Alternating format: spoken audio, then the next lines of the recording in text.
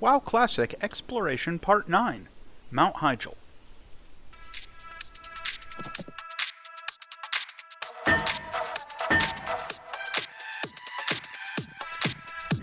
So, getting into Mount Hyjal. The way that we're going to do this is we're going to use a little bit of a tricky jump in Dark Whisper Gorge in the southern end of Winter Spring. You're going to see it on the mini-map I'm bringing up there. Where you have to get to this spot and you jump onto the rim of this pillar. Now, it's kind of tricky, but if you kind of jump the way that I'm showing here in the footage, you'll eventually land on a little spot that will allow you to jump a second time up onto that ridge. It's not simple to do. It took me a while, so I'm going to fast forward some of this footage. Now, once you're able to stick that little jump and you get that second hop onto the ledge, I recommend turning on your RP walk to slowly go around the edge of this pillar so that you don't risk falling off, because that can be a real pain in the butt to get back up here. The good news is once you get to this point, you're pretty much home free. You want to do a little bit of a hop there to get up on top. The next jump, you're going to be jumping to a little ledge over on the left. I use my mount for that, but it's not really required. And then we're going to want to go left over on top of these strange little mountainous rocky outcroppings. And we're going to keep going that way a little bit. And eventually we're going to get to the entrance to Mount Hyjal. Now, in the map files for the game, there's a portal to Mount Hyjal down underneath where we are now. That's blocked off by a metal gate. It's inside of a little cave. Some of you might have seen it. So we're going to be going over that. But before we do, I want to demonstrate what we're seeing here. There are invisible walls in this area that are meant to stop you from getting into Hyjal. If you fall down there by accident, getting out is really easy. Just find the spot that I'm showing in the footage and just keep jumping forward. And it'll take you right back up. Now, if you find the invisible wall, that's just the signal that you need to go a little bit further to the west to get around them. If you follow the path I'm taking in the footage here, it'll get you to a spot right over here where you can go up that ledge that we're looking at and get sort of around and over the invisible wall. It's not super easy to get up there. You can slip and fall off. You might, have to go back up a couple of times, but that's fine.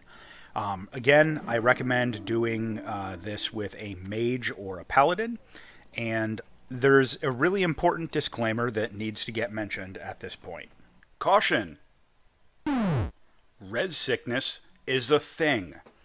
If you die off in the middle of nowhere in some of these weird places, the game won't know what to do. It'll put your ghost in Dunmoreau or the Barrens, and you might not be able to get back, and you'll have to accept a spirit res and all the repair costs that go with that. Be careful and don't fall. Okay, so with that out of the way, we've gotten ourselves into Mount Hyjal. What do we do now? The zone is enormous, and in preparing for this video, I recorded well over an hour of footage, but obviously I'm going to condense that down a little bit. I want to show one interesting feature first. There's an instance portal inside of Mount Hyjal, inside of a big dragon mouth. It looks very similar to the entrance to Onyxia's lair, with the exception that it doesn't open. And for the curious, the character I'm on here does have is attuned for Onyxia's lair and has the pendant and all that good stuff.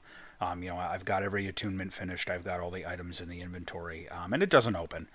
There's some debate, within the community as to whether or not this was the original entrance to Onyxia's lair, or if this was going to be another dragon raid. There's some speculation that it might have been a raid for Deathwing, but as far as I'm aware, nothing's really been confirmed. When we do the footage exploring the zone, you're going to see me pass by this area from a little bit higher up on a ledge. I stop and take a look, but I wanted to come back and show this footage up front, because this Dragon Head raid instance portal here is kind of far out of the way, and it takes a little while to get back on the trail from it. and I didn't want to spend a whole lot of time like mid exploration. But so just remember that this is here. So, exploring Mount Hyjal. As I mentioned, this zone is absolutely enormous. I strongly recommend that you bring a mount, preferably, the epic mount. You can explore this zone on foot. I mean, there's nothing to get here other than the elites in Dark Whisper Gorge that might stop you from getting in at a very low level. But I recommend, you mount up if you're going to come explore this place. The zone is gigantic. Now, the general layout is very similar to the layout that we saw in the Cataclysm expansion when this was all opened up.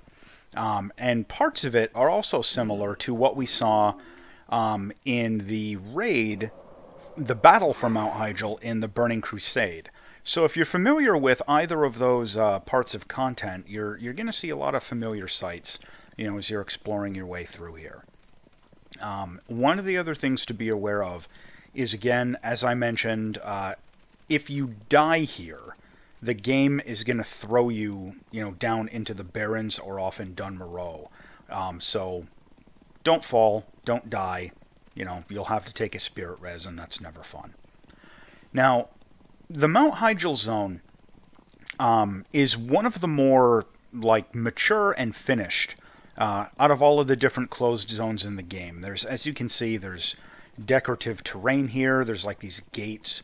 There are a lot of terrain features that don't really appear anywhere else in World of Warcraft. And, there's a lot of history with this particular zone. Blizzard had originally been thinking that they were going to make this a raid, then it was going to be a high-level questing zone, then it was going to be a raid again, and, it kind of kept going back and forth. And then, eventually when they were ready to release, they couldn't figure out what was going to happen with it, so they ended up just closing it off. So this is all here. There isn't anything you can interact with, but the terrain is finished. And again, parts of this, like this little temple over the outcropping we're going to look at here, parts of this are going to look very familiar. If you've come to this zone in the Cataclysm expansion, you can kind of navigate through the content.